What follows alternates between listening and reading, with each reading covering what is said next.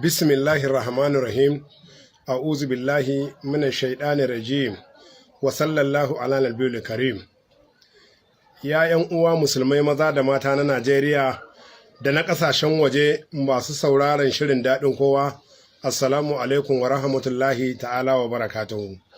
Sunana Alhaji Mato Yakubu, wanda ake kira Malam na Ta'ala mai 60 Muna yi wa Allah subhanahu wa ta'ala godiya da ya ba mu ikon muka fara daɗin ko sabon salo tun daga episode na 1 har zuwa na 104, yau 18 ga watan 4 shekara ta 2019. Yau ranar Alhamis mun kammala shirin daɗin ko sabon salo. Muna roƙon jama'a kuma masu kallo kurakuran da muka yi sai a yafe mana, abin da muka yi daidai kuma a yaba mana. Saboda haka za a ci gaba da wani shirin sabo nan da zuwa wasu watanni.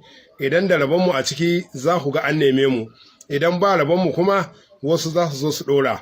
Daraktotin daɗin kowa da marubuta labaran daɗin kowa, ba abin da za mu ce muku da gidan talabijin na Arewa 24 da ke jihar Kano, kun taimaka mana. Mun samu suna a duniya, kuma a sanadin daɗin ko sabon salo mun sabu abun kanmu, kuma mun shiga jama'a, duniya ta ƙara saninmu.